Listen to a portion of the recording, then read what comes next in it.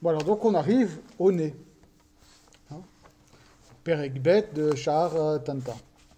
Ve'acharkar ba'u ha'te'amim ha'emtsa'im. Ensuite on arrive les te'amim du milieu. Ve'em bechinat or ha'yotzem ya'chotam. Chez Adam Kadmon. Donc c'est la dimension de la lumière qui sort du nez de Adam Kadmon. Ve'chotam hu keminyan sag. La gématria de Chotam, je vous laisse calculer, ça fait 49 plus 14, ça fait 63. Donc on est encore dans cette dimension du nom de valeur 63. Vegam mikan nimshach veyatsa aor derech shne nikbe achotam. Yamin ou smol, yamin makif ou smol pnei al derech haniskar bazen. Donc c'est le même système qu'avec les lumières qui sortaient de l'oreille gauche et de l'oreille droite. Là, on a une lumière qui sort de la narine droite et de la narine gauche. Venimshechu beyosher ad haze shel ze adam kadmon. Vezeu ikar haor. Alors là, la lumière elle descend un peu plus bas. Précédemment, ça descendait jusqu'à la pointe de la barbe. Là, ça descend jusqu'à la poitrine, jusqu'au niveau du cœur. On va se mettre en place cette histoire de gradation, de choses qui se... Et d'ailleurs, il faudrait voir exactement, on verra par la suite,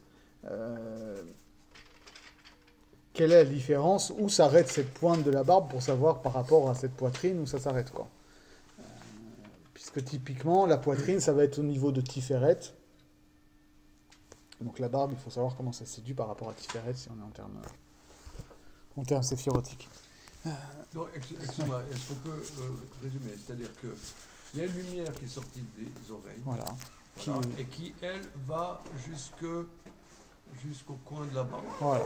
Maintenant, après les oreilles, et ça, c'est, comment dire, ça c'est les ta'amim elionim. Alors les oreilles, c'était Ta'amim Elionim, là. Les Ta'amim Elionim qui sont de l'ordre du Shem de Ain Bet. Alors, on est de toute façon... Les Ta'amim sont de toute façon de l'ordre de Ain Bet. Oui, mais là, il dit 63. Parce qu'on est dans Av, dans Av de Sag, déjà.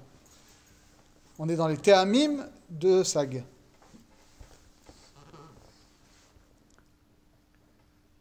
Je rappelle, la dimension de Av, proprement dit, c'était le crâne. Ah, ça, on n'en parlait pas du tout. Okay, donc, on est dans là, Sag. On est dans Sag. Voilà. On est dans Sag, dans les Ta'amim de Sag. Voilà. Et dans les Ta'amim, il y a plusieurs niveaux. Voilà. D'accord. Okay. Et là, maintenant, c'est le Chotam. Voilà. Chotam, donc c'est les Ta'amim. Et là, ça descend jusqu'au Chazé. Voilà. D'accord. Ok, c'est bon. Déjà, on comprend de manière très superficielle pourquoi c'est comme ça aussi. Tout simplement parce que déjà le nez il est plus bas que les oreilles, mais surtout que finalement la dimension des oreilles c'est lié que à la tête, d'accord ? C'est lié à l'entendement, c'est un sens de la tête à proprement parler. Alors que quand on est dans le nez, on est déjà un rapport au corps, d'accord ? Parce que c'est relié au poumon, tout simplement. Donc il y a une dimension de vitalité, d'attachement au corps qui est plus importante dans le nez que dans l'oreille.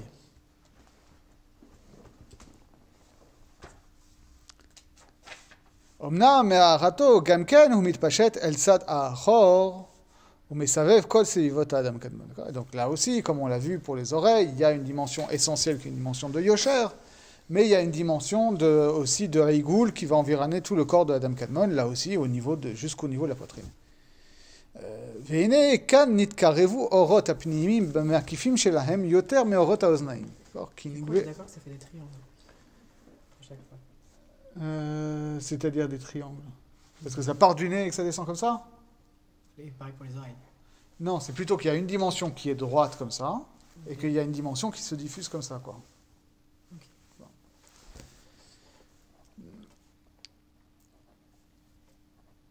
Et donc, on a le même schéma qu'avec les oreilles, donc la même manière que la lumière des oreilles droite et gauche, enfin gauche et droite plutôt, se rapprochait en descendant, qu'il y en avait une qui correspondait potentiellement à la dimension Pnimi et l'autre à la dimension Makif. Donc là, ça va se rapprocher, mais comme il le dit, les Nigbea Hotem Smuchim Hem, donc les narines, elles sont plus proches l'une de l'autre que les oreilles, donc les lumières vont se rapprocher encore plus, donc on est dans une dimension qui finit par se rapprocher de ce qu'on va avoir nous, c'est-à-dire de cette union de Punimi et de Makif et de la création du Keli et tout. D'accord, mais pour autant, là non plus, elles ne vont pas se rejoindre complètement. Donc là non plus, au niveau du nez, il n'y a pas de Kelim. Donc pour l'instant, on ne voit pas trop la différence. À part de gradation, c'est-à-dire, bon, on comprend la logique, qu'on veut arriver étape par étape, par approximation à ce qu'on connaît nous, entre guillemets. Mais à part ça, on ne voit pas trop la différence essentielle. Donc non, c'est à ça qui passe. Qu'est-ce qu'il y a qui se rajoute dans les lumières du nez par rapport aux lumières des oreilles?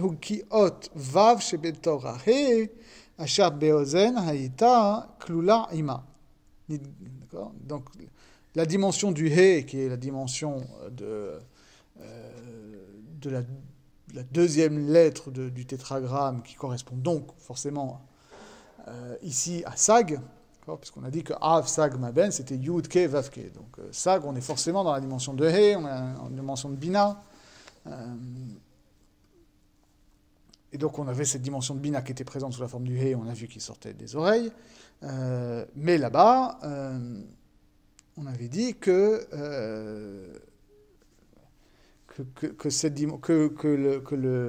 c'était potentiellement composé d'un Dalet et d'un Vav, mais que ça ne se manifestait pas comme deux lettres séparées. Ça ne se manifestait que comme un He qui est écrit d'une manière particulière.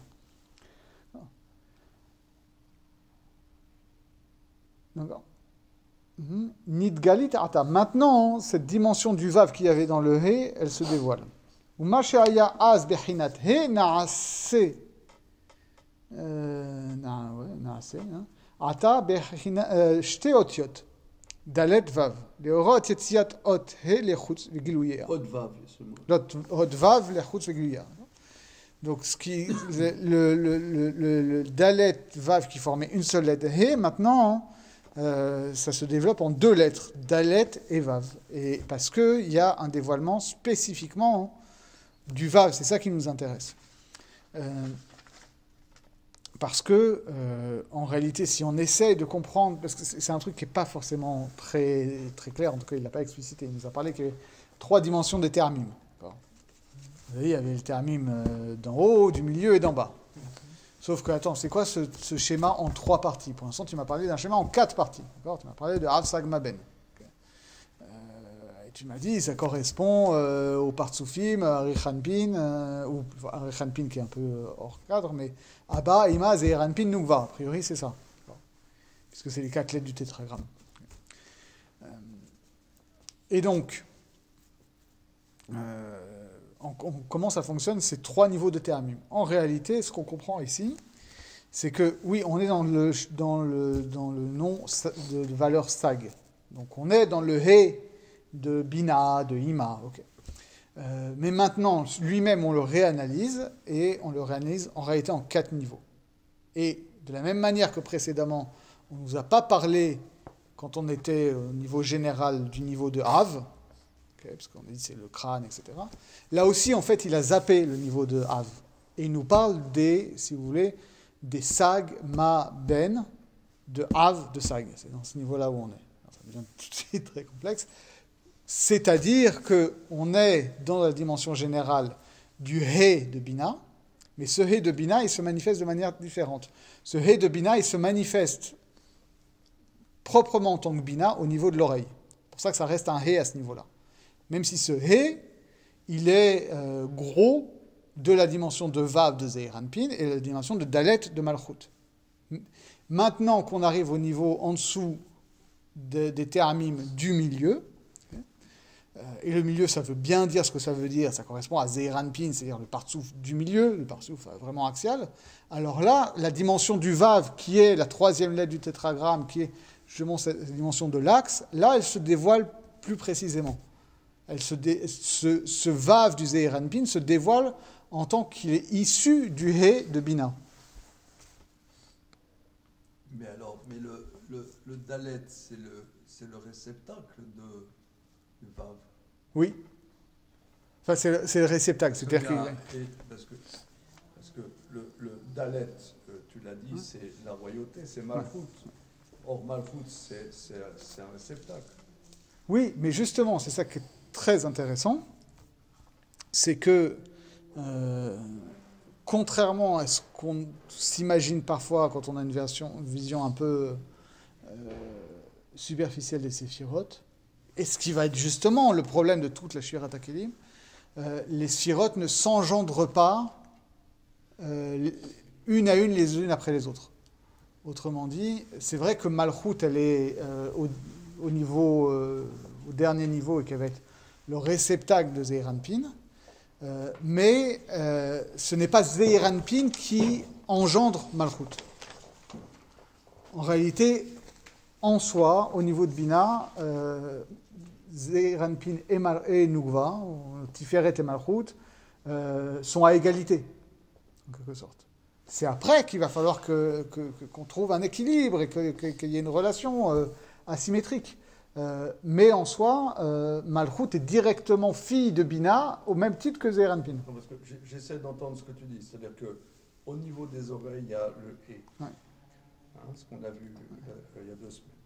Le He, c'est un Dalet et c'est un Vav. Ouais. Maintenant, lui nous dit que après, au niveau du Chotem, au niveau du nez, il y a ce He, il va, le Vav du He va s'exprimer, va ressortir.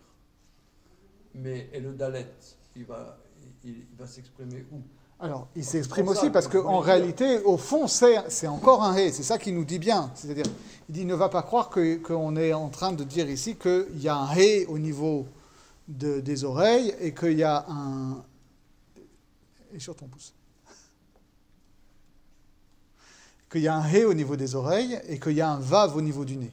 Il ne dit pas ça. Il dit, puisqu'on est de toute façon au niveau de Sag... Au niveau de Sag, c'est au niveau de He. Tout ça, c'est une expression de He. Et en réalité, ce qu'on comprend bien, c'est que c'est la même lumière intérieure qui s'exprime de différentes manières vers l'extérieur. Mais fondamentalement, c'est la même lumière. C'est cette même lumière du He et qui nous montre que c'est ce même He qui va s'exprimer en tant que Bina, si tu veux, au niveau de...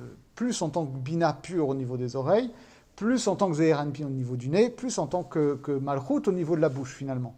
Mais tout ça, ça reste au niveau de Bina, parce que tout ça, c'est au niveau des racines. C'est des aspects du He. Voilà, c'est des aspects du He. Mis en relief, qui s'expriment plus. Voilà, exactement. Mais tout ça, on est au niveau de Sag et au niveau du He.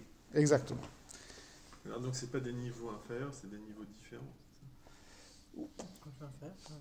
Disons que... Là, tu me parles de gradation, c'est pas une régression, c'est une expression différente. Oui, c'est une expression différente parce que c'est la même lumière interne qui s'exprime. De toute façon, ça c'est toute la problématique fondamentale de la Kabbalah qu'on voit très bien chez Rabbi Moshe Cordovero. C'est un klal chez Rabbi Moshe Cordovero où lui il va t'expliquer finalement les sirotes c'est comme des prismes lumineux.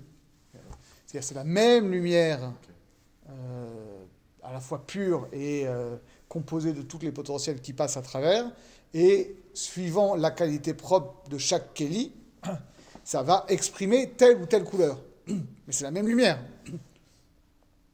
Donc là c'est la même chose. Et justement, ce qu'il est en train de nous expliquer, c'est qu'avant qu'on arrive à ce niveau-là, où il va y avoir des Kélim qui vont exprimer de manière radicalement différente tel ou tel aspect de la même lumière, là, on est à un niveau où la même lumière s'exprime de manière, avec peut-être des modalités subtiles différentes, mais qu'on comprend bien que fondamentalement, il n'y a pas de différence. Et c'est pour ça qu'il n'y a pas de Kéli. Donc c'est le même He qui s'exprime.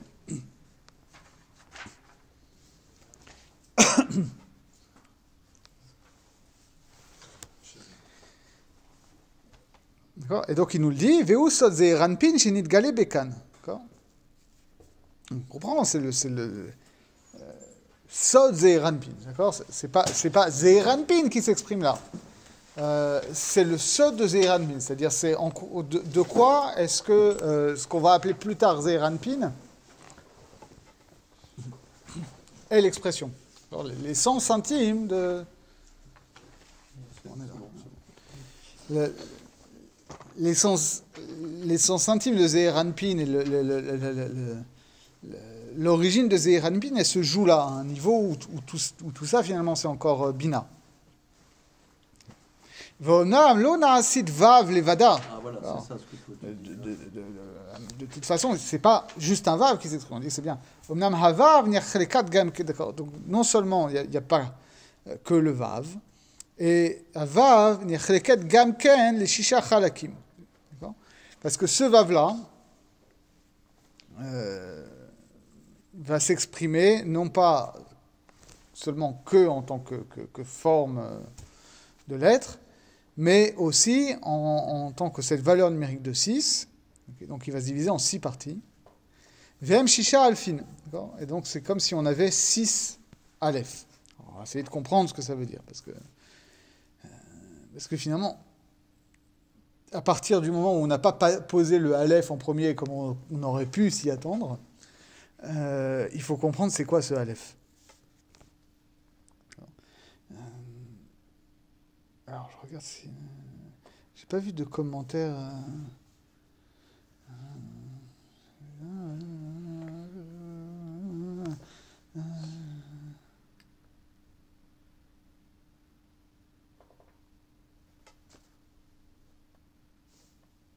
Alors, pourquoi ce Aleph? L'une des réponses qui est donnée, c'est que justement la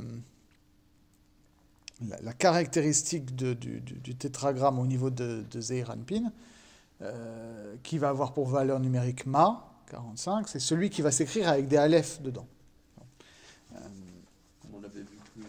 Voilà, d'accord, c'est Yud Vav Dalet, He Aleph, Vav Aleph Vav, He Aleph. Donc on ne comprend pas encore très bien dans quel sens ça marche, c'est-à-dire est-ce que ici le Vav il se divise en 6 Aleph parce qu'il exprime le Shem Ma qui s'écrit avec un Aleph, ou est-ce que c'est dans l'autre sens? Mais en tout cas, voilà ce qui. D'ailleurs, il nous précise. Pourquoi on divise ça en 6 Aleph? Qui a Chamisha Partsufim, Yechalim Be'ot Ahe. Alors, Emari Chanpin, Ve'aba, Ve'ima, Ve'zir, Ve'nova, Kinskaran, Ve'en Bechinat Nefesh, Ruach, Neshama, Chaya, Yeida.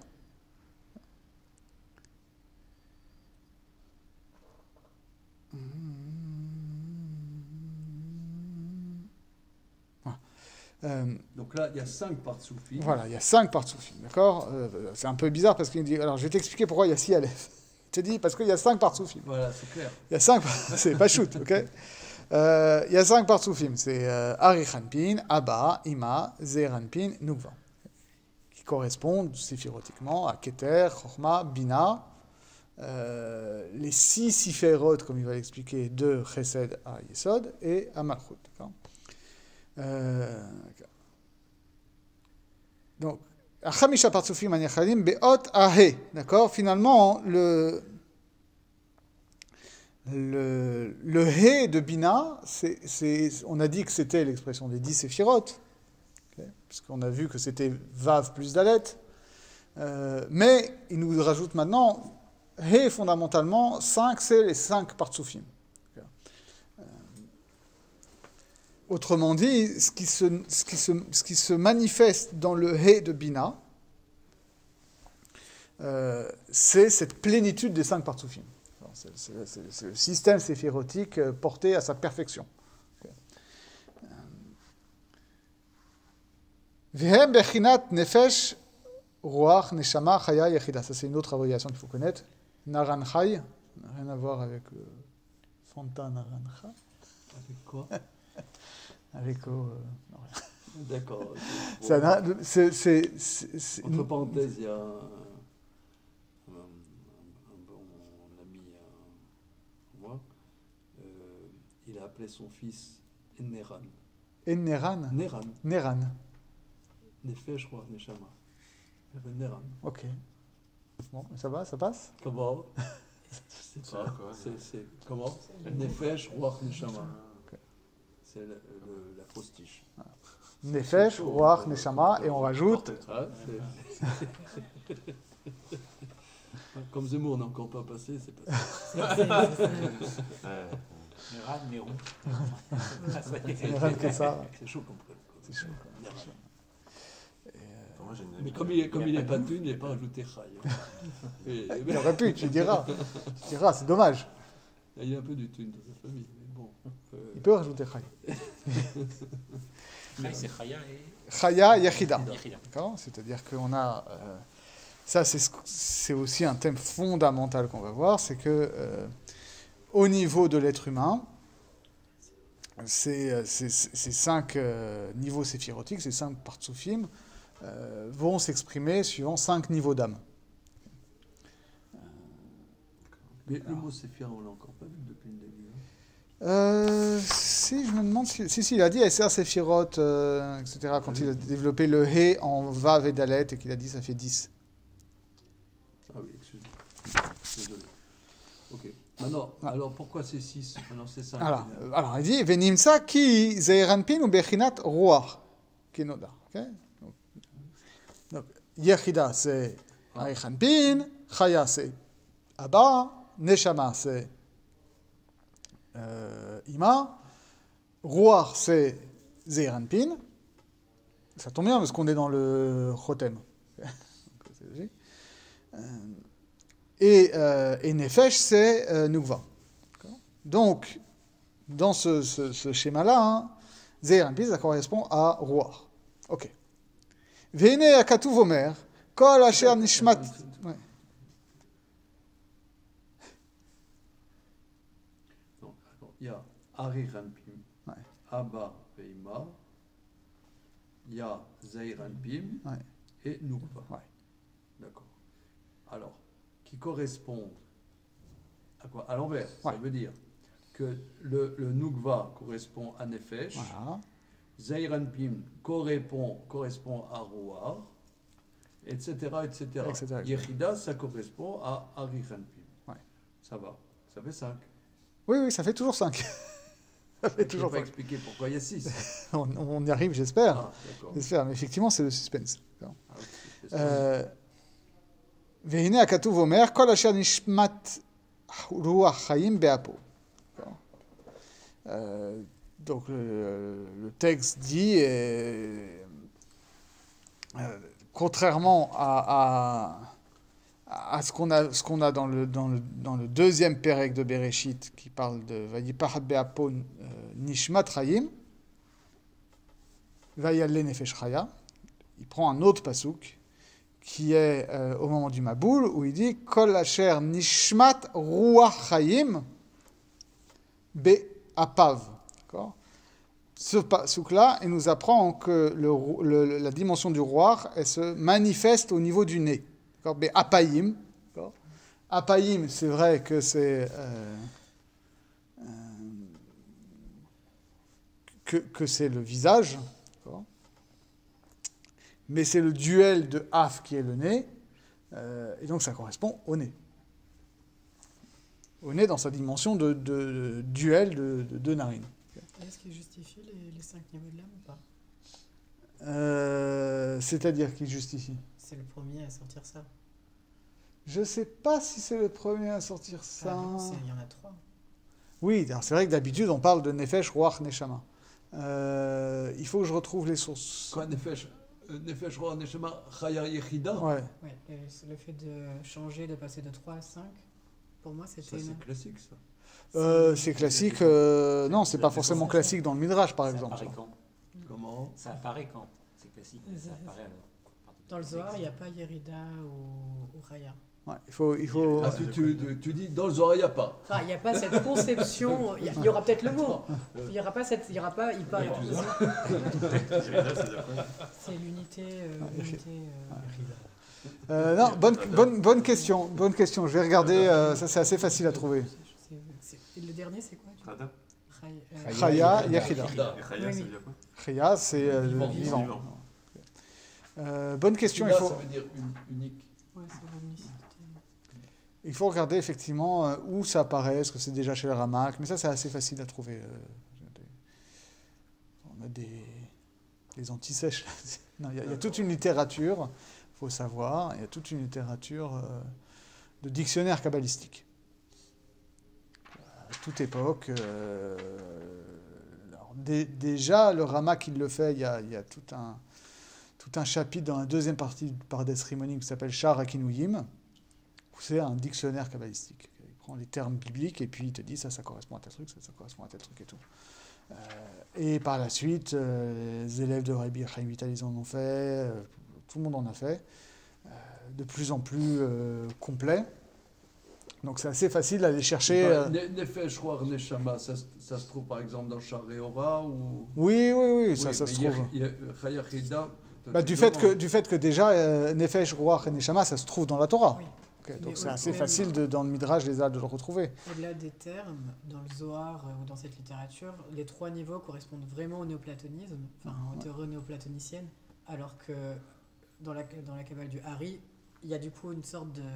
On rajoute une couche et on sort de ce paradigme néoplatonicien pour aller dans quelque chose d'un peu plus... Oui, c'est-à-dire que c'est vrai que traditionnellement, on va te dire que Nefesh, ça correspond à l'âme végétative, au fait que juste tu es un être vivant, comme une plante.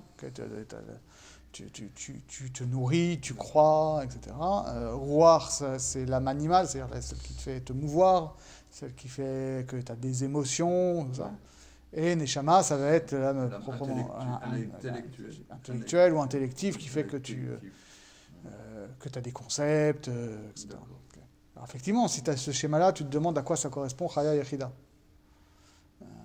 Mais de toute façon, bon, on est très très loin d'y arriver, mais dans les derniers chapitres du Etz Chaim, qui sont vraiment une tentative d'appliquer tout ce qui a été élaboré dans la Kabbale lorianique à la science, quoi, à la biologie, à la psychologie de l'époque. Ah bon ? Ouais. Il essaye de retrouver des choses, et là-bas, il va dire précisément que finalement, toutes ces âmes-là de la philosophie classique sont, comme l'a dit Aristote, simplement des fonctions du corps, et que même l'âme intellectuelle, alors en tant qu'elle est juste une faculté de l'être humain naturel, elle meurt avec le corps, et que quand on parle de ces niveaux d'âme-là, c'est de toute façon des niveaux d'âme supérieurs qui sont liés au divin et tout. Et donc toute la discussion qu'on aura dans la littérature postérieure, le Malbim développe ça très bien évidemment, c'est quelle est cette interaction entre l'âme comme fonction du corps et l'âme comme expression du divin. Il n'y a aucun lien, c'est pas connecté. Alors, c'est connecté, mais comment c'est connecté ? C'est ça toute la question. Rabbi Chaim Vital, il le développera d'ailleurs déjà dans Sha'ar Kedusha. Sha'ar Kedusha, tout le monde voit ce que c'est. C'est un livre de moussard, entre guillemets, mais plus que ça. C'est un livre vraiment d'anthropologie kabbalistique qui permet d'expliquer comment est-ce qu'il faut comment il faut travailler sur soi-même pour se réaliser pleinement en tant qu'humain à l'image de Dieu. C'est l'idée. Et c'est peut-être la source majeure du Tanya, d'ailleurs. L'approche néoplatonicienne que absolument pas, c'est l'âme-fonction. En fait. Alors, chez les néoplatoniciens, ça va être un mélange. C'est-à-dire les néoplatoniciens, ça va être à la fois... ça va être plus tiré de Platon, qui tire déjà ces 3 fonctions-là. Chez Platon, c'est vraiment 3 âmes. C'est 3 morceaux. Ouais. Alors, disons que c'est surtout 3 correspond à leur monde à eux, à leur cosmogonie. Comme là, Lauria développe des mondes en plus, etc. Il rajoute des niveaux. Oui, parce que de fait, dans ce modèle néoplatonicien, tu vas avoir le monde sensible, qui va correspondre à l'âme végétative, le monde intermédiaire, qui peut être les astres ou les anges, ou les choses comme ça, correspond à Ruach, et puis l'âme purement, enfin l'âme intellectuelle qui correspond au monde divin intellectuel. Voilà. Et de fait, en tout cas il utilise le monde divin quand même. Oui. Ah, d'accord. Voilà. Oui, parce que c'est une grande énigme pour les philosophes et aussi pour nos maîtres. c'est quoi la pensée, Ouais. hein, puisque dans le traité de l'âme, Aristote il dit que la pérennité de l'âme, c'est la pensée. Donc qu'est-ce que c'est la pensée? Donc ça c'est un grand travail que nous maîtres aussi. Disons par exemple le Maharal travaille beaucoup que la Neshama, il y a une connexion avec Hachem. Rambam aussi dit au début, dans Pirush HaMishnayot, sur la première Mishnah, deuxième période de Chagiga, Kavod Elokim, il dit c'est le Sechel. Kavod Elokim, le Kavod d'Hachem, c'est le Sechel, c'est l'intellect. Oui, C'est parce une connexion. qu'en fait, ce qui va s'exprimer chez Rambam dans la lignée des philosophes arabes antérieurs, c'est l'idée qu'il y a effectivement un intellect humain qui, en tant que faculté, est une faculté du corps, donc en puissance, mais qu'est-ce qu'elle fait cette faculté? Elle C'est va... la raison. Pas forcément la raison, parce que la raison c'est un peu la dire, mais en tout cas c'est essentiellement une activité qui va être de produire des concepts, de produire des idées, de dégager à partir de l'accidentel du monde des formes, et ces formes-là sont éternelles. Et comme ces formes sont éternelles, quand la faculté intellectuelle se met en action, son action c'est justement de produire ces formes, et son action c'est ces formes-là. Et donc l'âme devient en quelque sorte éternelle dans la mesure où son résultat d'être en acte, c'est ces formes-là qui sont éternelles. En tout cas, si elle s'intéresse à des choses qui relèvent de l'éternité. Et donc typiquement, chez Rambam, l'âme va devenir éternelle parce qu'elle va méditer et donc s'actualiser sur des sujets éternels qui sont les réalités divines. Mais la pensée en acte, pas sur des ch'touillottes, sur des choses qui sont elles-mêmes éternelles. Et donc, mais dans ce modèle-là, finalement, c'est cette même âme mortelle qui acquiert l'immortalité. Qui acquiert l'immortalité. Ouais.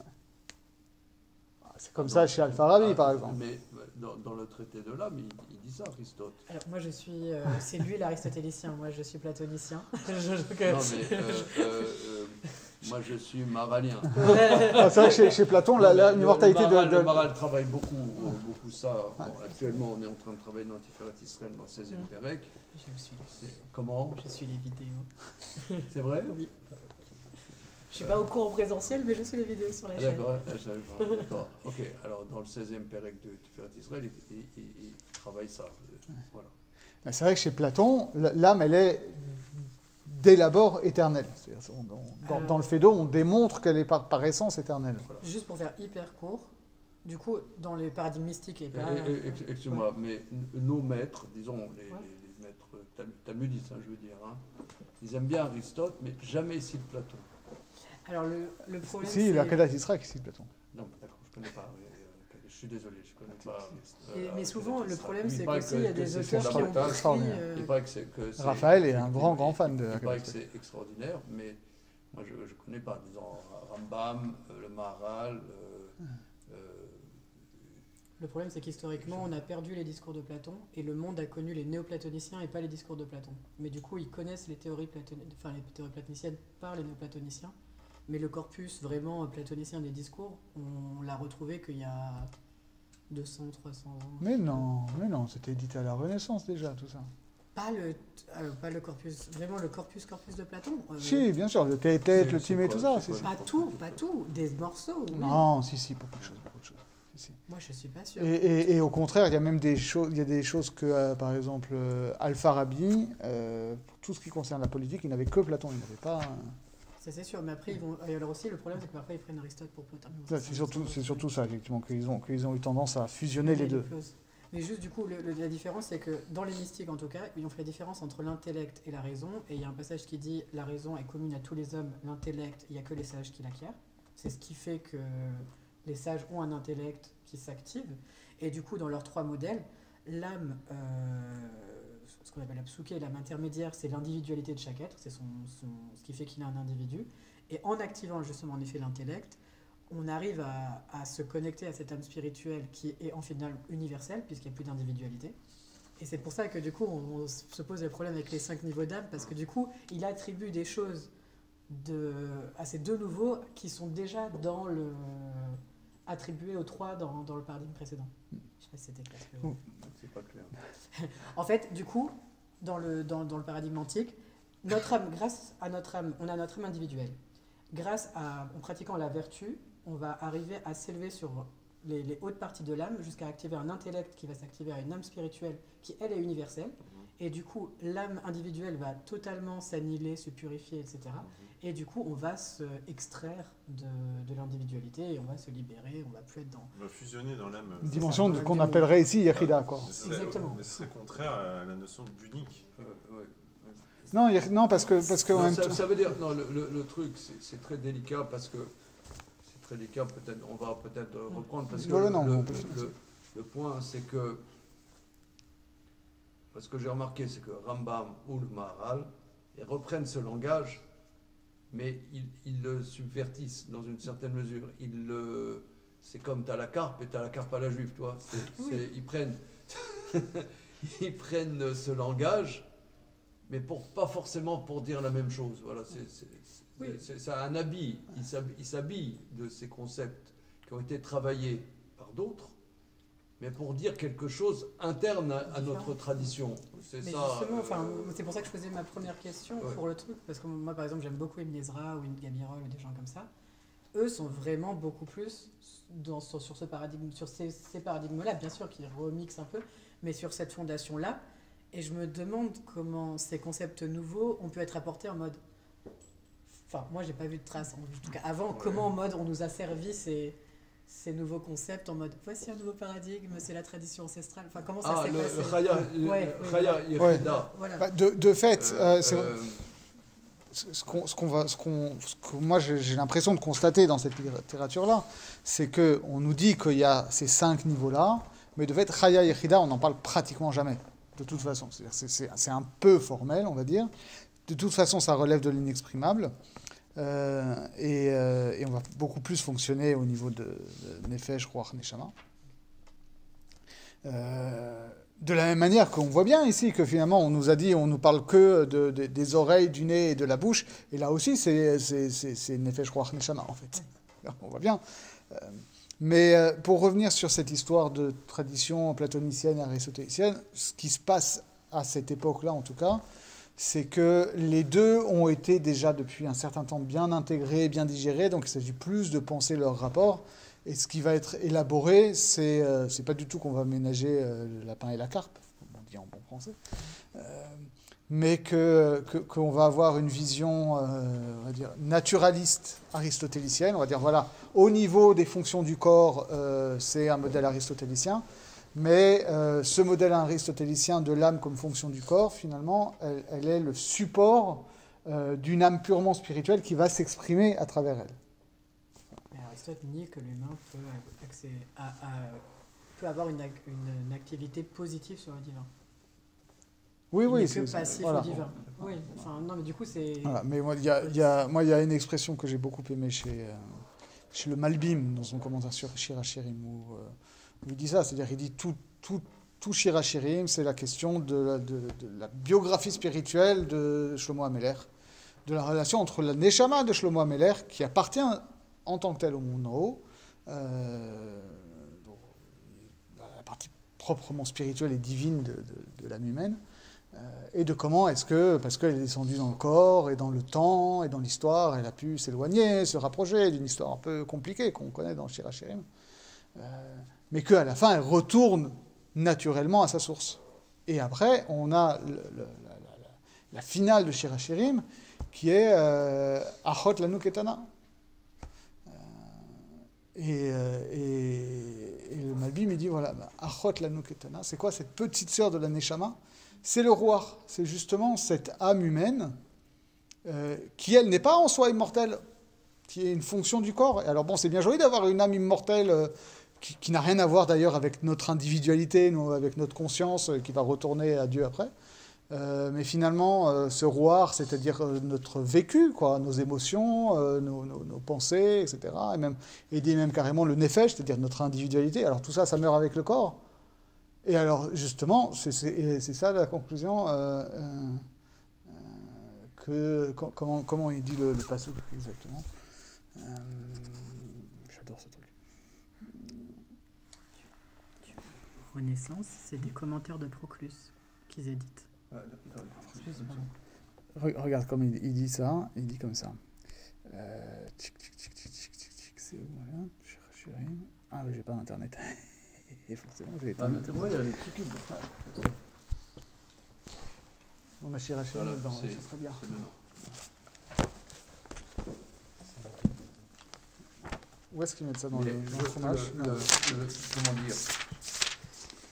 C'est pour ça qu'il faut faire, excuse-moi, il faut faire très attention en disant que l'âme, le langage des philosophes, un peu de l'expérience que j'ai,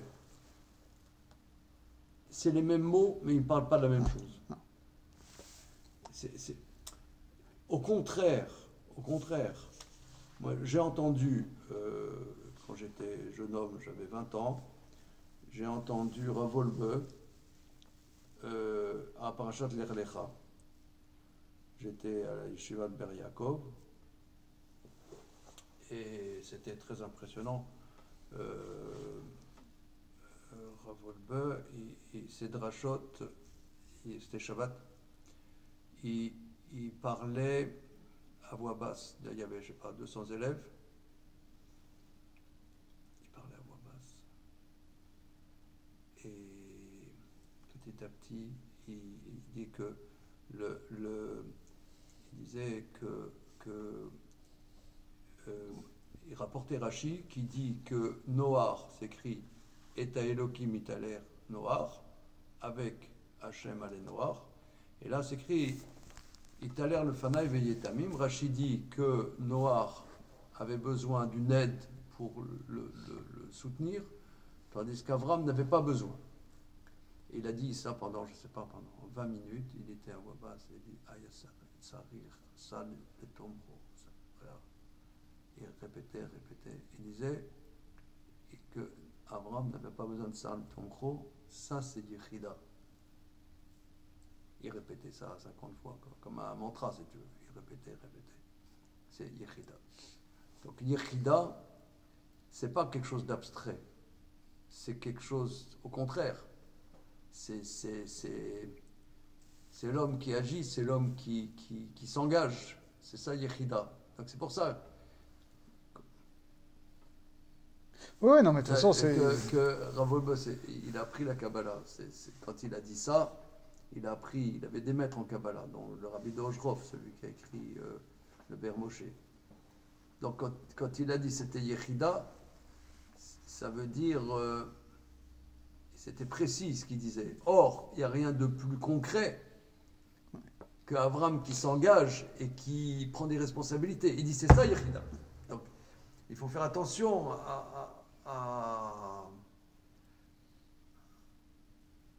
parce que, si tu veux, moi je ne connais pas la philosophie, mais quand tu lis un livre de philosophie, tu as l'impression qu'il parle de choses abstraites. Dans notre tradition, les choses les plus spirituelles sont les plus concrètes. Voilà, c'est pour ça que ça va être notre sujet. Oui, mais justement, paradoxalement, ces choses les plus concrètes Noar n'a pas fait la révolution, il n'a pas réussi ou il n'a pas tenté de révolutionner sa génération. Avram, on est encore dans la révolution d'Avram, on n'en a pas terminé. Et il appelle ça Yechida. Donc, ouais, mais tu vois, ça interpelle ça. Mais de fait, parce que c'est des dimensions les plus concrètes et les plus opérantes dans le réel, c'est peut-être celles qui se laissent le moins exprimer dans du discours, quoi. Absolument. C'est pas limité par des mots. Donc c'est pour ça on nous dit qu'il y a Chaya Yachida, mais finalement on nous dit pas. Voilà. Non, c'est pas abstrait. C'est pas abstrait. Mais voilà, c'est ça. Faut faire attention. C'est pour ça que les sages de notre tradition aiment les terminologies qu'on peut retrouver ailleurs, mais ils en font leur tambouille. Voilà. Ah, complètement. Voilà, mais du coup, moi, je repose mon problème fondamental de je rentre le monde avec ça, hein, mais ok, on a nos 3 niveaux, on les a très bien. Ok, on a un niveau Yerida d'unicité pure. Bon, moi j'avais lu ça il y a longtemps, mais voilà. Donc d'unicité quand il n'y a plus rien que l'unicité. Non, mais ça, Oui. je suis désolé, mais ça veut rien dire. Ah bah Ça, si, c'est le non-dualisme. Si, ça veut dire quelque chose, le ça non-dualisme. veut rien dire. Voilà. Ça pose Ça, un Je sais gros pas, problème. Ça pose un Non, gros ça- problème non, au judaïsme. Non. Je sais pas si c'est ça, veut rien Yerida. dire. Je sais pas si c'est ça, Yerida. Voilà, ça veut rien dire. Je sais pas si Désolé, ça veut rien dire. Yerida, à mon avis, ça renvoie plutôt à justement cette dimension qui te dit que toute cette multiplicité des degrés, elle a son unicité pas que par le bas. D'accord. C'est-à-dire, il y a l'unicité par le bas de toutes ces âmes-là, c'est moi, c'est mon ego et je suis, moi, le réceptacle de tout ça. Mais il y a une unicité par le haut, que finalement, toutes ces choses-là qui vont s'exprimer dans la neshama et dans l'action de la personne, elles ont une racine unique. Donc c'est un dualisme. C'est pas un non-dualiste au sens où il n'y aurait pas de différence entre l'en haut et l'en bas. Mais Mais si tout ça, c'est. Je suis désolé. Ça, c'est des mots.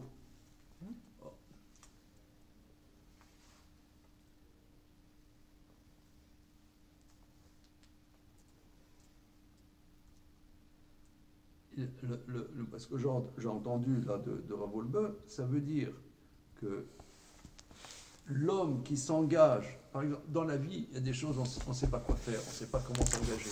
Il y a des gens d'ailleurs, ils ne savent pas s'engager dans la vie. Pourquoi ils ne savent pas s'engager?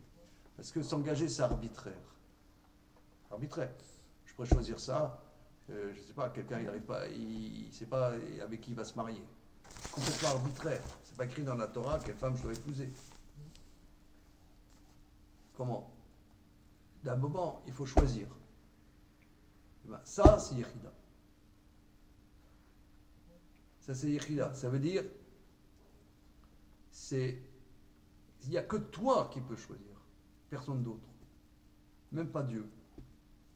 Ça c'est l'unicité de ton être. Ok. mais ce qui est ta volonté aussi. C'est ta volonté. Ta volonté pure avant toute... Oui, mais cette volonté, si tu, quand en français tu dis le mot pur, tu as l'impression que c'est des petits nuages. Non, c'est la volonté qui... Brute, si tu veux. Oui, c'est la volonté brute sans Oui, mais sans qu'elle soit passée par Mais le en acte, filtre mais en acte. qui est antérieur à toute... Elle est en acte, elle est active. Oui, parce que c'est elle qui agit, elle n'est pas le produit. Voilà. C'est pas le produit d'une réflexion. Voilà, l'action est l'expression de l'unité de l'âme. C'est pour ça qu'on a justement un lien essentiel entre Keter et Malchut. Keter et Malchut, c'est deux dimensions identiques finalement. C'est ça l'idée.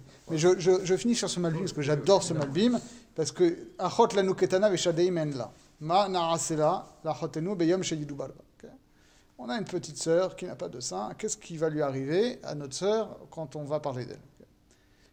Im choma'i nivne alea tirat kasef. Veim delet hi natsur alea luach haretz. Malbim, il dit ça. Il dit finalement, cette petite sœur de la Neshama, c'est le roi, c'est nos pensées, c'est nos sentiments, c'est notre vie intérieure, quoi. Qu'est-ce que ça devient au moment de la mort, ça? Alors, ça meurt avec le corps? Il dit non, pas forcément. Imchomaï, si elle a été solide comme une muraille, alors Nivne Aliatir Kasef, alors on va construire dessus une tour d'argent. Donc elle va elle aussi accéder à l'immortalité. Il dit dans les mots, elle va subir une transmutation alchimique. Elle était une faculté mortelle du corps, elle va devenir immortelle comme l'âme divine.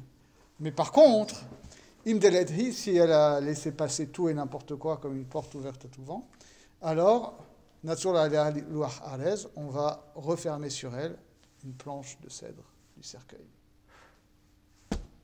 Et elle va mourir avec le corps. Ouais, mais c'est vrai. Ok. C'est hoche, quoi.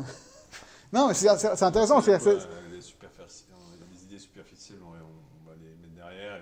Non, ça veut dire que c'est... C'est-à-dire que la personne qui a un chagrin d'amour jusqu'à la fin de sa vie va partir avec elle. Non, c'est pas ça que ça veut dire. Ça veut dire que quand on te dit ta neshama elle est immortelle, il faut savoir ce que ça veut dire. Ça veut dire tu as en toi une étincelle de quelque chose qui relève de l'éternité. Mais ne crois pas que ça, c'est ça qui est ta vie intérieure, ta vie mentale, ton sentiment d'ego, etc. Le travail, c'est d'utiliser cette étincelle-là pour transmuer ta vie psychologique en quelque chose aussi qui est de l'ordre de l'éternel.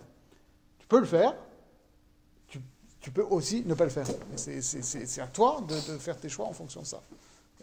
Et j'ai vu dans Midrash Rabbah quelque chose d'incroyable là-dessus. Il dit, quand on dit que Adam et Chava ils se sont cachés dans l'arbre, Midrash Rabbah, il dit ils se sont cachés dans l'arbre du bois duquel on va faire leur cercueil.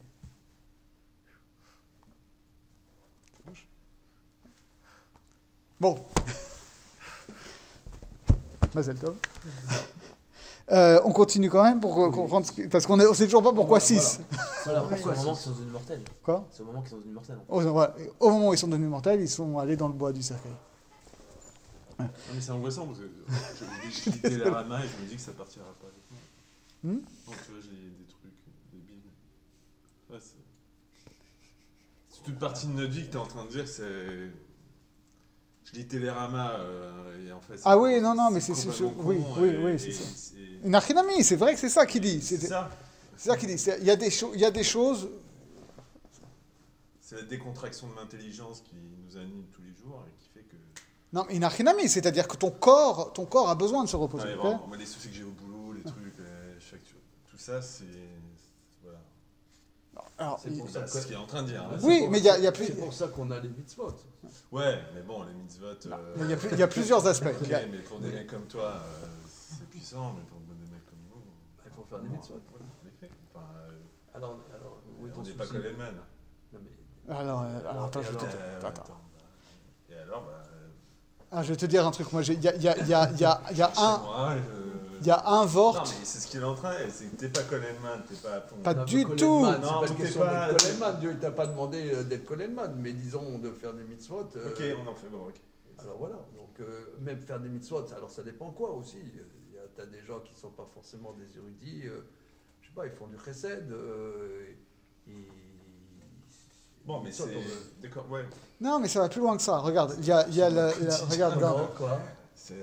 Ok, c'est pour les mecs lambda comme moi, c'est 5% de mon quotidien. Ça n'a rien à voir. C'est pas une question de quantité. Alors, c'est quoi? C'est-à-dire que il y a le Rebbe de Komorneu raconte ça à propos de son oncle que il disait c'était des chassidim, tu vois, même des grandes familles chassidiques, mais quand tu lis les histoires de Komorneu, il te dit on mangeait la nourriture gelée, d'accord, parce qu'il n'y avait pas de quoi se chauffer, dégeler la nourriture l'hiver.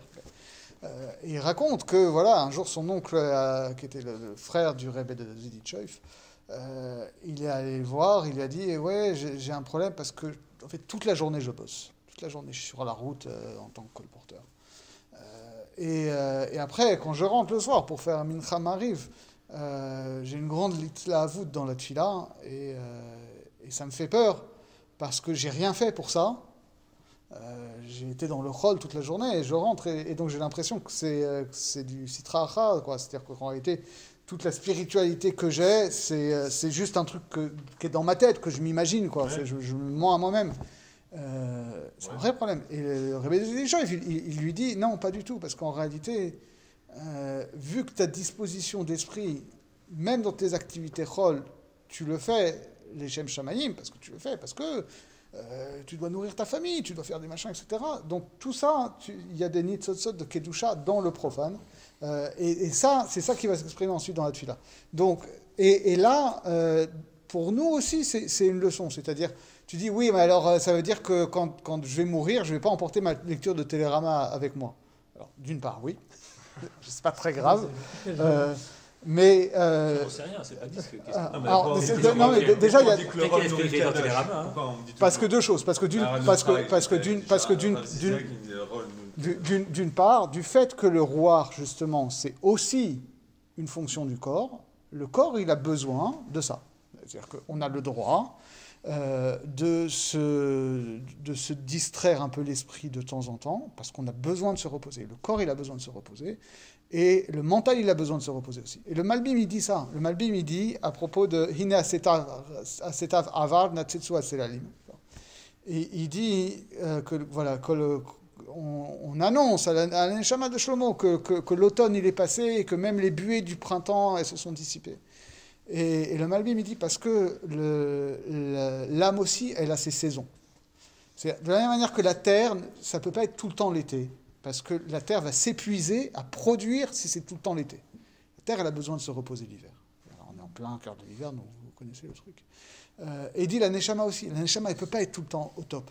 Tu ne peux pas être tout le temps dans la contemplation divine, etc. Parce que tu te brûles. La Neshama, elle a... Parce qu'on n'est pas Hachem. Parce qu'on n'est pas Hachem, parce que même Moshe Rabbeinu, c'était juste des éclairs extrêmement rapprochés. Nous, on a besoin aussi, parfois, et alors on croit que c'est une phase de baisse spirituelle. Non, c'est juste que la Neshama, elle a besoin de se reposer, de la manière que le corps, il a besoin de se reposer. Et donc ça, c'est pas un problème. Et d'autre part, même dans les activités que tu fais, Chol, pour te reposer, on va dire, pour te changer les idées, parce que tout le monde ne peut pas, et moi le premier, faire de la Torah et de la Gemara et de tout ça 24 heures sur 24, ou même le Rav de la journée. Mais il y a aussi une manière d'aborder le rôle qui est Kodesh. C'est-à-dire de la même manière que voilà, tu peux lire un livre de philo ou un livre d'histoire, ou même un roman, ou même les actualités, avec une perspective de se dire, pas bêtement comment je traduis ça dans le monde sociologique des Juifs, mais plus profondément, voilà, qu'est-ce que ça veut dire sur la vie? Qu'est-ce que ça veut dire? Comment j'interprète ça à la lumière de la Torah? En quoi est-ce que ça nourrit ma avodat Hashem? En quoi est-ce que ça... Et quand je dis en quoi est-ce que ça nourrit ma avodat Hashem, c'est pas juste en quoi est-ce que ça va nourrir mon limoud ou ma tefila. C'est en quoi ça nourrit mon ben adam lachavero. En quoi ça me permet de travailler sur moi, de savoir ces choses-là. Et ça aussi, c'est des choses que pour le coup, voilà, si des activités chol servent au tikkun amidot, alors ça participe de cette immortalisation du roi. Et donc, et pour revenir à ce qu'on disait, cette dimension-là, c'est typiquement la dimension de Zeir Anpin. Dimension de Zeir Anpin, c'est pas Ari Anpin. Ari Anpin, c'est cette dimension de plénitude totale, Kulo Rachamim, le Kulo Kodesh, tu vois, où il y a pas... Nous, on n'est pas dans... C'est pas notre dimension normale. Ça, c'est la dimension du nazir, si tu veux. Nous, notre dimension essentielle, c'est pas celle-là. Il y a des gens dont le Shoresh HaNeshama, ça va être Abba, ça va être Ima, ça va être Anpin. En général, nous, notre Shoresh HaNeshama, c'est Zeir Anpin et Nukva. C'est des dimensions plus modestes. Zeir Anpin, c'est le petit visage, c'est-à-dire on a des limites. On a des limites. Tout notre travail, c'est de comprendre qu'on a des limites, mais qu'à l'intérieur de ces limites, on peut travailler à les agrandir. Ça va être tout le travail essentiel de la Kabbalah, de faire en sorte que ce qu'on va appeler les mochin de Abba Veima, c'est-à-dire les dimensions d'inspiration, de conception, qui sont à des niveaux qui ne sont pas à la base de notre niveau, on va pouvoir les intégrer dans notre vécu et élargir notre vécu avec des perspectives plus larges. Et donc ça, on comprend que c'est ce travail de roir, de souffle, qui est beaucoup plus que l'écoute, qui est juste d'être dans un rapport d'entendement au monde. Là, il y a un va-et-vient entre l'intérieur et l'extérieur. Juste une petite précision. Le commentaire que tu as lu, il disait juste on referme le cercueil sur eux, ou c'est précisément dit il meurt avec lui? Ah, oui, il meurt avec lui, oui, il dit ça. D'accord. Ouais, c'est traduit en français en plus dans les Cantiques de l'âme. J'ai traduit ça il y a 13 ans maintenant. C'est à la fin. Ok, donc, je reprends. On sait toujours pas pourquoi il y en a 6. On va essayer de comprendre. Okay. Donc, on a établi que le Vav, c'est Zeir Anpin, c'est Ruach. Ok.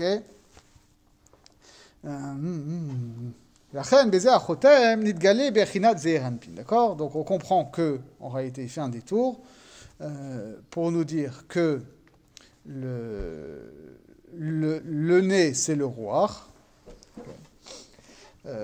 que dans le schéma à 5 niveaux de Nefesh, Ruach, Neshama, Chaya, Yechida, Ruach, ça correspond à Zeir Anpin, donc le nez, c'est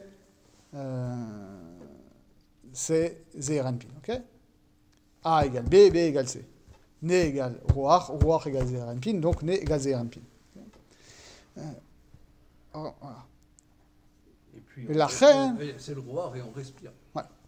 C'est la respiration, comme tu as dit tout à Voilà, l'heure. c'est ça. ולכן, בזה החותם נתגלה בחינת זעיר אנפין, ונחלק לשישה קצוות שבו. Donc, pourquoi est-ce que ça va se diviser en 6 ?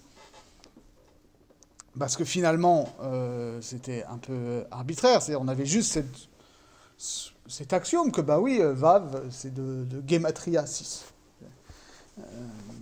Mais il nous dit, ça va plus que ça, c'est que, en fait, en Zeir Anpin, c'est le partsouf qui correspond aux 6 séphirotes centrales. Chesed, Gvura, Tiferet, Netzach, Hod, Yesod. Donc c'est pour ça que le Vav qui s'exprime dans le nez ici se divise en 6, parce que ça correspond aux 6 séphirotes de Zeir Anpin. Aval, Hod, Adalet, Nish'eret Hod Achad, Mechuberet Aval Hod Vav Nechlekel de Shisha Alafim. Alors que le Dalet, qui est aussi présent, puisque c'est dans le Chotem, à la base c'est un He, lui ne va pas être développé, puisque justement c'est pas le lieu du développement de Malchut, c'est le lieu de développement de Zeir Anpin. Entre parenthèses, si on relie à ce qu'on avait vu avant, ce qu'il est quand même en train de nous dire, c'est que au niveau du He de l'oreille, s'exprimait un système à 10 sphirotes. Ici, au niveau du nez, de Zeir Anpin, s'exprime une chose à 6 sphirotes. Or, c'est vrai que Zeir Anpin, ça correspond à 6 sphirotes de Chesed, Gvura, Tiferet, Netzach, Hod, Yesod, Malchut. Mais si on suit la même logique, à ce moment-là, Ima, ça correspond à une sphira, ça correspond à Bina. Okay. Non, on a quand même un problème fondamental de dire, voilà, Arich Anpin c'est Keter, Abba c'est Chochma, Ima c'est Bina, Zeir Anpin c'est Chesed, Gvura, Tiferet, Netzach, Hod, Yesod, et Nuva c'est Malchut. Okay. Alors ça veut dire, attends, Zeir Anpin c'est 6 sphirotes, donc c'est plus que Bina ou Chochma ou que Abba ou Ima ou Arich Anpin. Comment ça fonctionne ?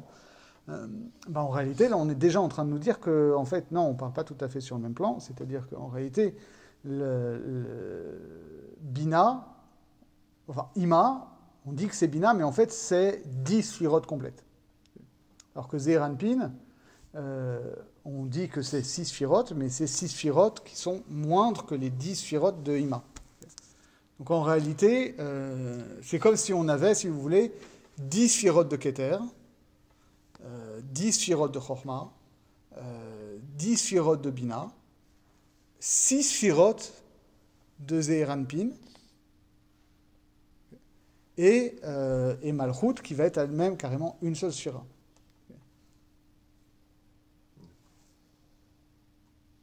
Alors ça va être développé en réalité, mais c'est... Qu'est-ce qu'ils faisaient là-dedans, là ? En réalité, ça va être ce système-là, c'est que normalement, si vous voulez, le schème fondamental chez le Harizal, c'est un schème avec 5 partsoufim. 5 partsoufim, chacun composé de 10 sphirotes. Donc en réalité, on ne devrait pas avoir 10 sphirotes, on devrait avoir 50 sphirotes. Dans ce schéma-là. Et en réalité, Keter, c'est 10 sphirotes. Et Chochma, c'est 10 sphirotes. Et Bina, c'est 10 sphirotes.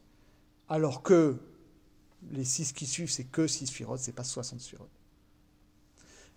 Et Malchut, c'est aussi une seule sphira, c'est pas 10 sphirotes. Donc c'est pour ça que finalement, on se retrouve avec un système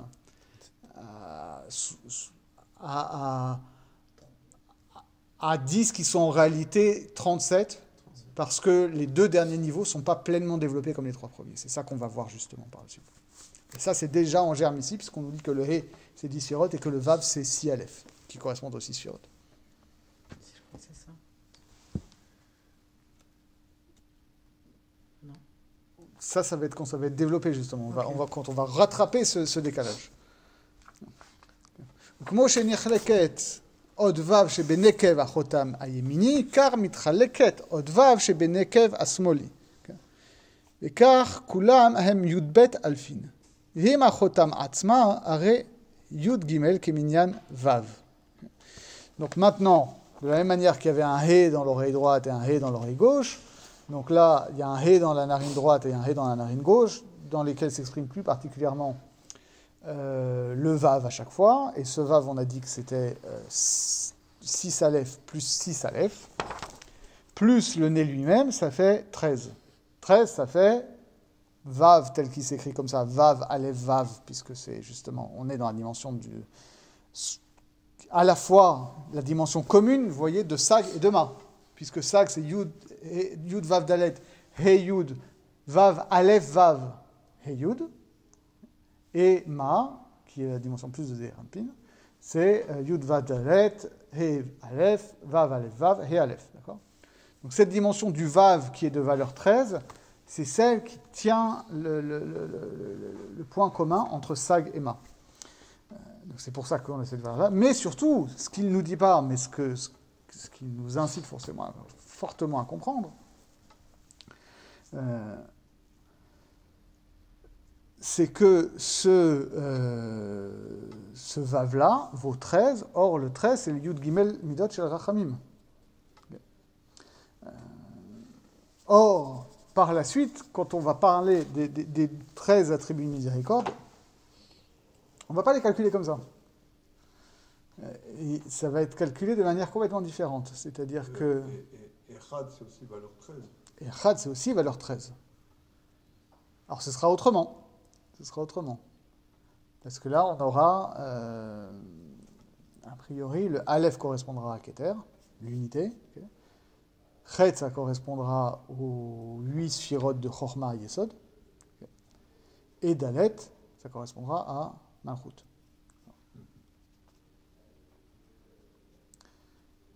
Mais donc ces 13 attributs vont être développés à la suite quand on va parler de Hari Hanpin, notamment par l'idée, déjà avant même, enfin, ils vont s'exprimer au niveau des aspects de la barbe, mais ils vont aussi s'exprimer au niveau des cheveux de Hari Hanpin, avec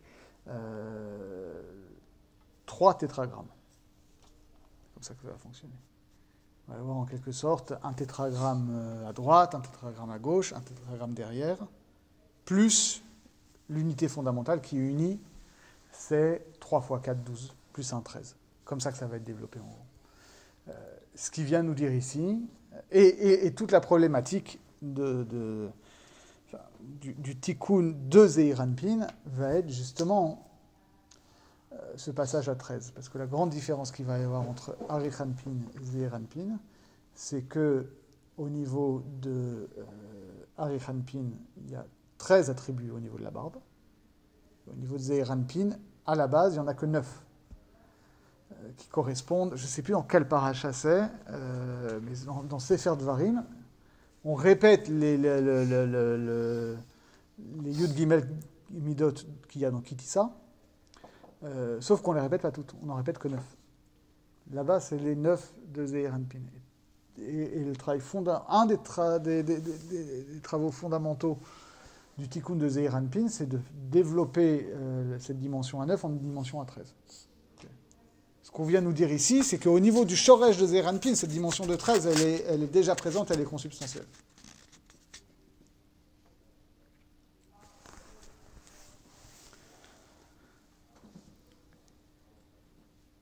Alors on continue un petit peu. Vechen, shne, sauf qu'on voit que c'est pas 3 x 4 plus 1, c'est 2 x 6 plus 1.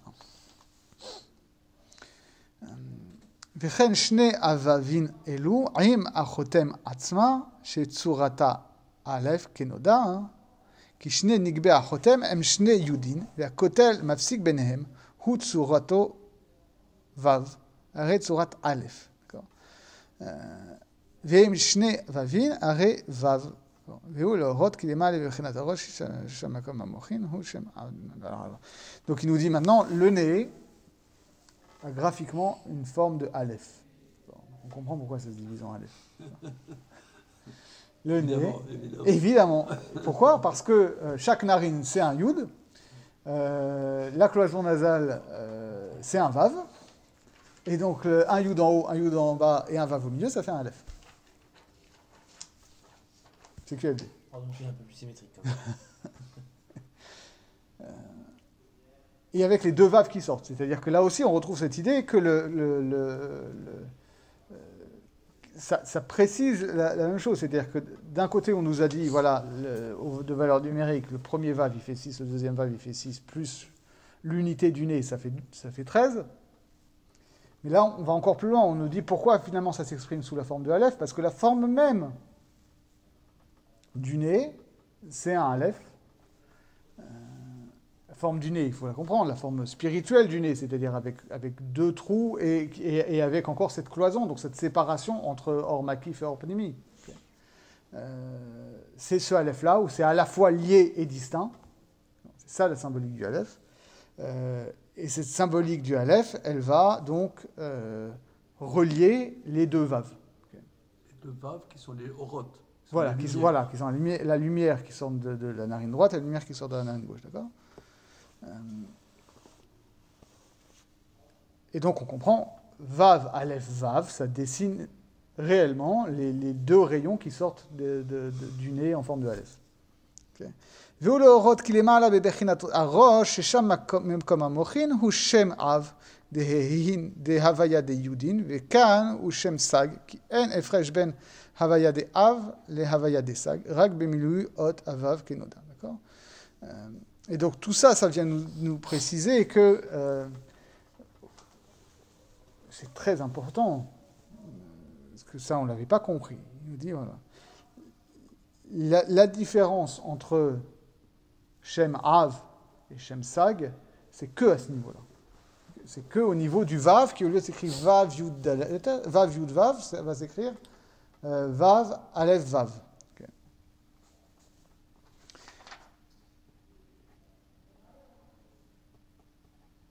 Et donc finalement, la différence essentielle entre Av et Sag, elle ne se joue pas au niveau des Te'amim Elyonim, qui était au niveau des oreilles, etc. Parce que là, finalement, c'est le He, et le He, on l'a pas lié au Aleph. La dimension du Aleph, qui, on le comprend, va être ici la dimension constitutive de l'humain, proprement dit, puisque après, c'est ça qui va proliférer dans les autres lettres pour donner Ma et Adam. Okay. Cette dimension, on va sortir vraiment du Av... du nuage d'inconnaissance, j'ai envie de dire, pour arriver à une expression de l'âme humaine et du respire humain, ça apparaît là, ça apparaît au niveau du nez. Et donc on comprend ce qui se joue voilà, au niveau... Pardon, en quoi le Aleph va faire que ça va commencer à donner une dimension humaine ? Parce que déjà, c'est la première lettre du Adam. Déjà, ce qu'il veut exclure, c'est ne va pas croire que le Aleph exprime primordialement l'unité. Le Aleph, il exprime une unité qui aurait été composée. Il exprime une unité, voilà, de deux vaves, de deux souffles, d'une dimension extérieure, d'une dimension intérieure, qui exprime une unité fondamentale qui est la cloison, qui est exprimée par la cloison nasale, qui est à la fois séparée et réunie. Ça, c'est la dimension de l'homme. La dimension de l'homme, c'est pas la dimension de l'intellect pur, finalement. C'est quand cet intellect pur, il va s'incarner dans un souffle. C'est ça qu'on vient de nous dire. Alors après, on va passer à la bouche. La bouche, ça va être très important. La bouche, ça va être la parole. Okay, mais on vient de te dire, ce qu'on vient de te dire ici, c'est ça. C'est, oui, il y a une anthropologie intellectualiste de l'homme qui passe par l'oreille, qui passe par l'écoute, l'intellect. Ok, ça, oui, c'est sûr. Et cette dimension-là, elle va s'exprimer par le discours, elle va s'exprimer par la bouche, d'accord, par l'enchaînement des idées. Mais ce qui se joue, c'est entre les deux. La dimension proprement humaine, elle se joue dans ce souffle médian qui fait le lien entre l'intellect et la parole. Et c'est pour ça que dans Bereshit, on nous dit Vayipach be'apo nishmat chaim, que ça passe par le nez. C'est la vie de l'homme. Ouais. Ouais, la vitalité de l'homme, c'est par le nez. Ouais. C'est par le nez. Dimension trop négligée par rapport, justement, dans une anthropologie philosophique. On va te parler de l'intellect, on va te parler de la parole. mais il y a une dimension proprement humaine de la respiration. Tu le pratiques aussi par la bouche. Ouais, mais Tu peux c'est respirer plus par la bouche. Tu Alors, peux pas faire pourquoi deux choses en même temps. Mais tu Oui, peux oui, faire oui, juste mais en- d'ailleurs la bouche la bouche va être ce lieu très bizarre. Cette espèce de trou où à la fois tu respires, à la fois tu manges, à la fois tu parles, à la fois tu embrasses, tu échanges des souffles. Alors ça va être ce dont on va parler après. Ouais. Donc, Il y a une raison aussi pragmatique pourquoi le nez pas la bouche. dans le temps, quand Hachem a soufflé dans les narines, c'est ça Ouais. Oui, c'est ça, il parle de la poneshpatrim. Alors pourquoi la raison pragmatique on n'est pas la bouche? Parce que quand tu fais des techniques respiratoires par le nez, tu peux prendre vraiment tous tes poumons jusqu'aux alvéoles supérieures, ce que tu ne peux pas faire par la bouche. Parce que feraient les gens quand ils plongent là. On a tous vu le grand bleu.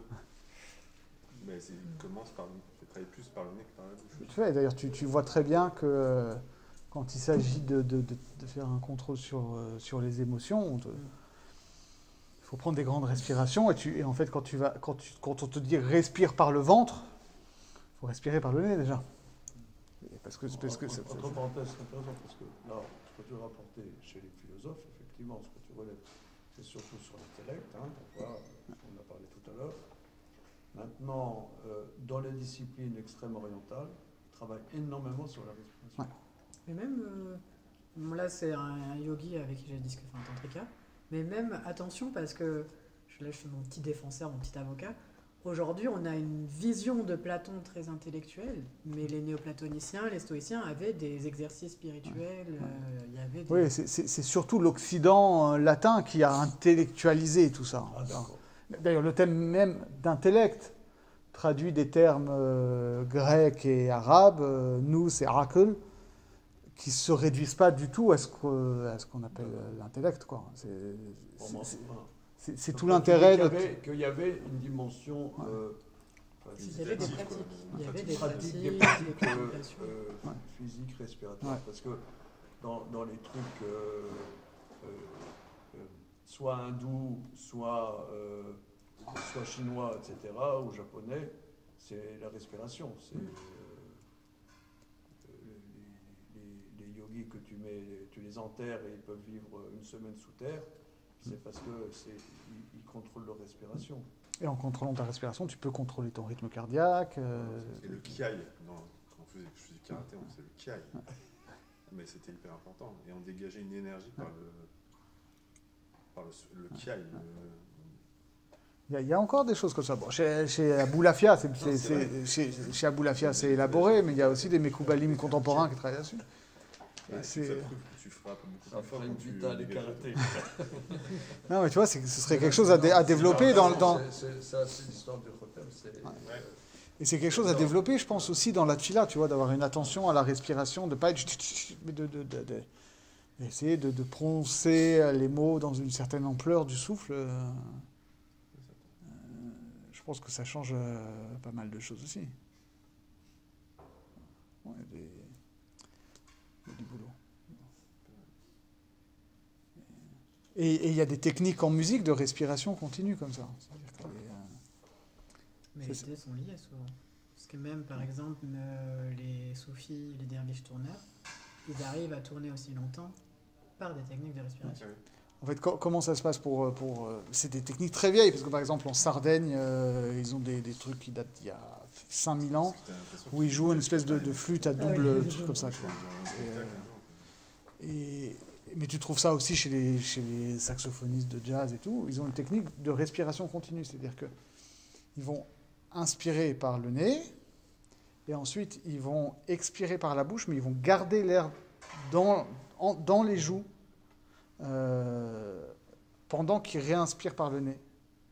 Et comme ça, ils peuvent avoir un souffle qui est continu, parce qu'en fait, ça fait comme un réservoir, quoi, la bouche. Respiration circulaire. Ouais, respiration circulaire. Où en fait, c'est pas qu'ils expirent et ils inspirent en même temps, ce qui est impossible. Mais ils arrivent à expirer en deux temps, quoi. Bon, je propose qu'on s'arrête là, on a bien avancé. Et on continue la prochaine fois.